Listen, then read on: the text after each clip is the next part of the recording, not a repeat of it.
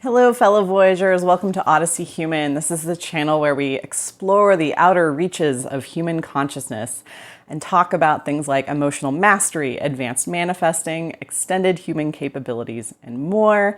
Welcome. I'm Jess. Subscribe if that all sounded good to you. Love to have you. Our channel is growing. Thank you again for coming with me through the rebrand. We got a new name. So welcome to Odyssey Human. So glad you're here. Today we're talking about time. Time. You are time. Might as well have fun with it. So we're going to loosen up our preconceived notions of time. And I'm going to remind you of things you may have already heard in life, but maybe haven't pulled, from the intellectual realm down into the practical physical realm. So let's do that today and get more flexible in our thinking. The more flexible we can become about time, the more fun we can have with it and the more experiences we can have with it, right? Because when we're very rigid thinking about something, this is what I've found as a mind coach. When we're really rigid and flexible in something, we put our blinders on and we close ourselves off to the breadth of experience that we could have if we were more flexible and took those blinders off and were more open. So we're going to do that with time today. And I'm going to invite you to have some fun experiences with time and play with it because you are time. Time is you. How do we know this? So Albert Einstein, in his special theory of relativity, stumbled upon the idea that time is relative to the reference of the observer. So time is relative to the observer, right? And he was really surprised by this because he thought time was a constant. As most people, I think, we have a perception that time is this fixed linear thing that marches along and it's separate from us. But really, time is us, right? According to Einstein's special theory of relativity, time is us. Because what he found was time wasn't a constant. It was actually a variable. The speed of light was the constant. That the speed of light, no matter what was happening to the observer, whether the observer was standing on Earth or speeding through space, if they were going tens of thousands of miles an hour, the speed of light was actually the constant and time began to change.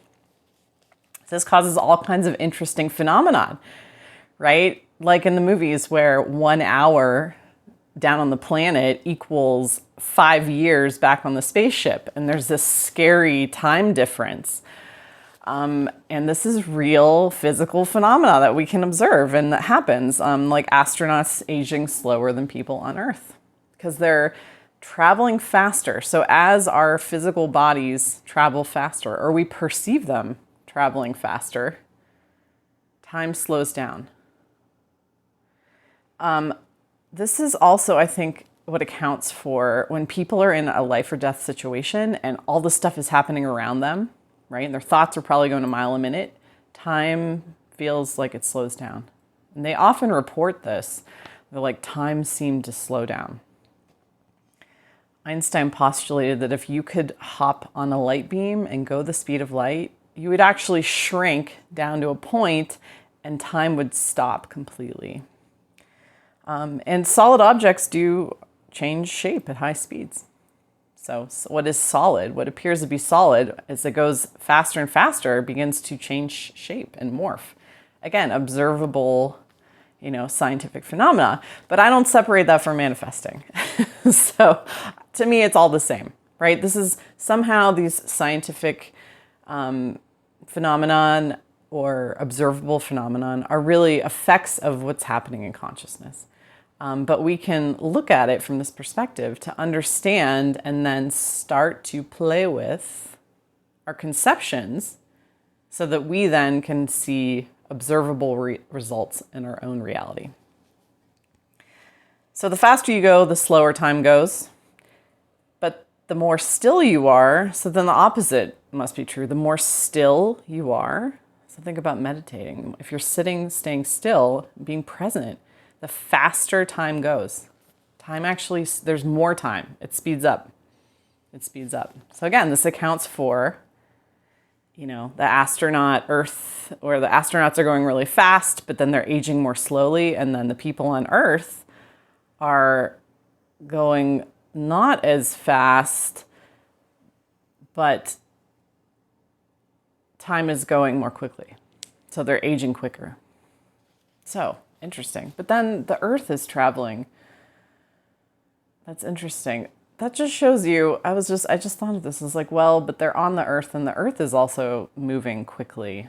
So it's our perception of staying still. I think perception, it really comes down to how fast do you think you're going? How fast do you think your body is moving?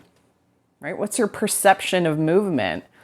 I referenced this in the last video. Manifestation is about movement. Time is also about movement. It's all coming back to spatial. It's about space. Space. It's all weaving back together. It's crazy. So yeah, the rate at which time passes depends on your frame of reference. So your awareness is always the constant. Your awareness is the constant. You are the constant in time, the time equation.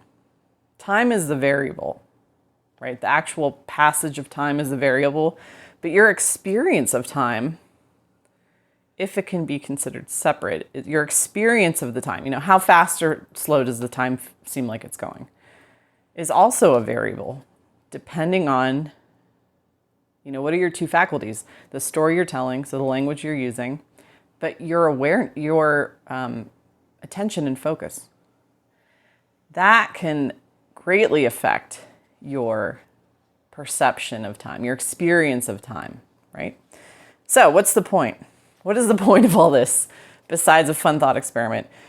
Don't give your power to time. Don't give all your power to time. I used to be one of those people that was constantly worried about deadlines, constantly looking at the clock, feeling like time was scarce, that time was passing. It was something outside of me that I had to obey or be mindful of. Time is us. Time is you. Time is you. Time is your perception of time, and the actual physical passage of time is variable depending on you. Your frame of reference is the constant, right? The experience of it changes, but the fact that there is a frame, you are the frame, that's a constant. So we don't have to give our power to time. So how do we start to play with it? How do we start to play with it? How do we manifest changes in time? How do we do that on a practical level? So the first thing we do, we come at it with not trying to change time. Because if you have a base belief that, okay, time is separate from me, I'm going to go change it, right? That implies separation. That's you and time, separate. But really, it's this, right? You're the constant.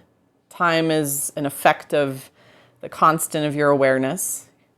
And so we don't have to try, that adds extra obstacle to it, where we're trying to change something, we think something that is outside of us. Just rest in the awareness of time is me, I am time. I already have control over it. Just like I have control over my breathing, I have, control over whatever else you feel like you have control over. Your heart beating, you're not consciously beating your heart for yourself, but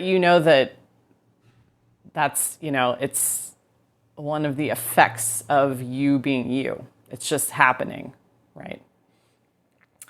So we can come at it like that. It's one of those things that we can, when we put conscious awareness on it, we can shift it. Otherwise, we know that we've got it under control. It's in the basket with heart beating, blood pumping, all that other stuff that's kind of done automatically as a part of our consciousness that we don't have to worry about. We can lump it in with that basket. So just knowing that we're like, I am time. Like time and I are one. There's no separation. It's a great starting point. And then lightly, let's say it's your work day, you want time to go faster. So how do we make time go faster? We have a quick visualization. Oh, it's 5 o'clock. It's the end of the day. You see yourself, you see the clock turning 5 o'clock and that feeling of relief of like, oh, my day's over. And then we get super present into the current moment. We lose ourselves to the current moment, right? We take our focus off of the time. We're not looking at the clock anymore. Because it's that focus on time that slows things down. And I'll get to that in just a second. But we're being super present And in that presence, right, I talked about meditation making time go faster, right? When we remove our awareness from the time, it goes and we're super in the present moment, that timelessness of the present moment. The time actually starts to pass much quicker. And then suddenly it is the end of the day. You know, that simulation of the end of the day and then the physical end of the day merge because we've kind of moved into the space of timelessness in between, where we're super present, engaged in what we're doing, paying attention to that, not watching the clock. So the opposite, so what if you want to make a moment last forever? So what do you think? What do? You stare at the clock. You stare at the clock. Usually when we want a moment to last forever, right, we want to just extend a beautiful moment with a loved one, or you know, we're looking at the sunset and we want it to last forever. We're super engaged in the present moment, right? Usually we want that moment to last forever because it's a really juicy moment. So what do? We do the opposite. We stare at the clock. We stare at the clock. And what happens is that usually takes us out of the present moment, which is kind of, again, a paradox. So, usually takes us out and then we're staring at the clock like, oh my gosh, time is going so slowly. And then it's like, why am I doing this? So anyway, but that is that fixation, right? On that fixation on time makes it go much more slowly. This is why when we're manifesting and we're waiting for something, if we're paying attention to it, if we're paying attention to the clock, if we're counting the days, the hours, and I've been so guilty of this, then it feels like it takes forever. It feels like it takes forever. So that, remember, your time, you are time. There is no waiting. Close the gap by being really present. Make your life really amazing. If you're waiting for a manifestation or if you're waiting for something, make that time between the simulation of the end and the physical manifestation of the end, close the gap by being super present and engaged with life, and that will close the gap. So there you go. So play with time. Time is you. Have fun with it. I hope you liked this video. Leave a comment below. Let me know what you thought. And if you want to dive deeper into how time bends and shifts, which is according to Albert Einstein, you just Google Albert Einstein's special theory of relativity. It's actually really fascinating. You'll go down a mental rabbit hole, I promise. Have a great day. Thanks for watching. Bye.